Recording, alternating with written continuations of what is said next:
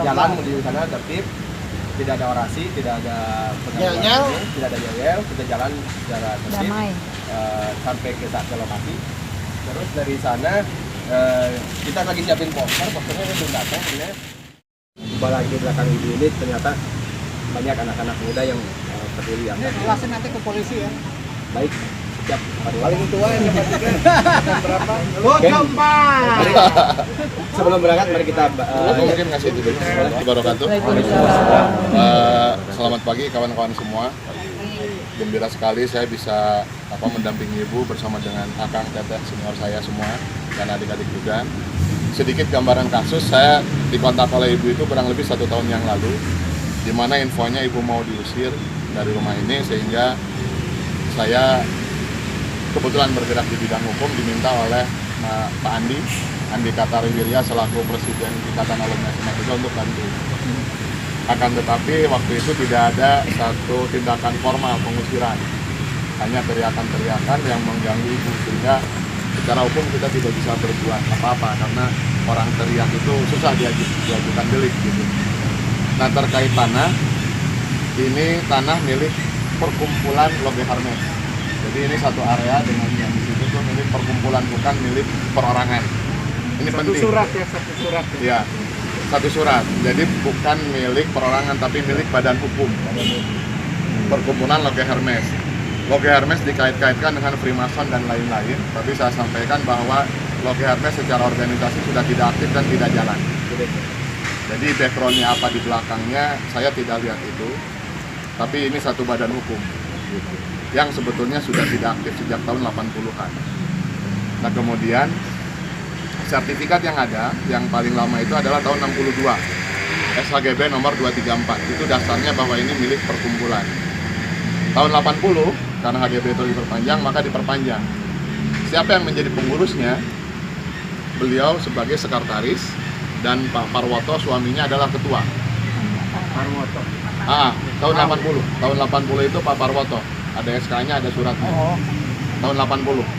Tahun 80 itu ketuanya Pak Parwoto, suaminya ibu, wakil ketuanya Pak Sidarta, kemudian sekretarisnya Ibu Suyati.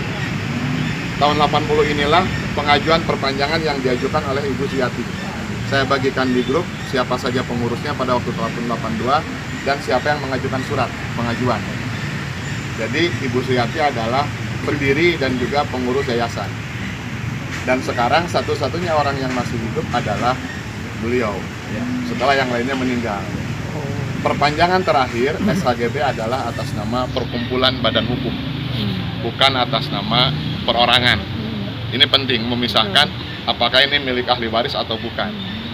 Dalam menangani kasus ini saya sangat berhati-hati karena tidak ingin menimbulkan konflik khususnya antar keluarga.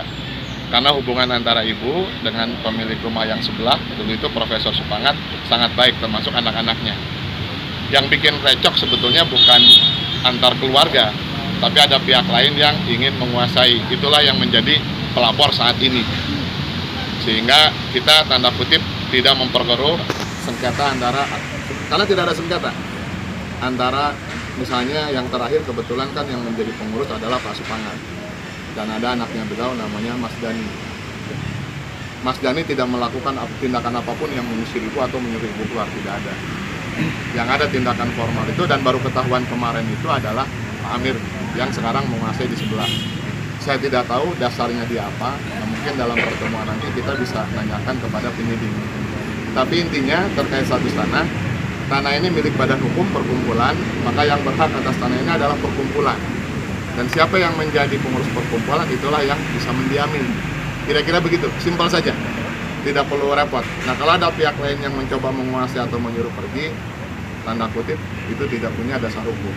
Itu saja mungkin gambaran kasusnya. Jadi kalau teman-teman ada yang nanya, apakah ibu ini numpang atau bagaimana, tanah ini milik badan hukum, bukan milik perorangan. Karena badan hukum tidak bisa diwariskan. Pernah dibubarkan tidak? Tidak pernah. Tidak pernah. Tidak pernah. Berarti sekretaris sampai hari ini masih tetap ibu dong? Ada pergantian kepengurusan, ada perubahan anggaran dasar.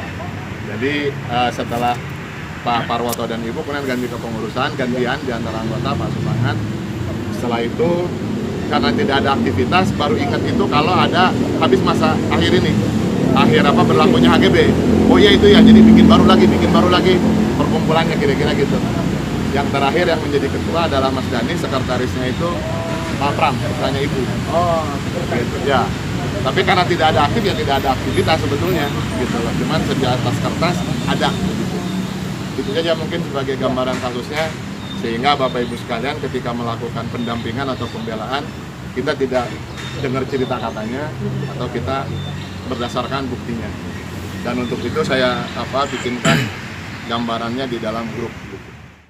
Minta hanya bagian rumah yang selama ini ditempati oleh beliau bersama suaminya dulu dan anak-anaknya, tidak lebih. Dan kita juga tidak mengganggu atau melakukan perlawanan.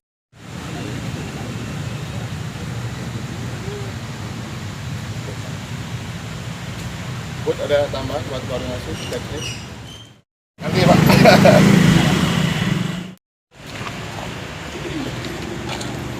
Ada tempat duduk kan?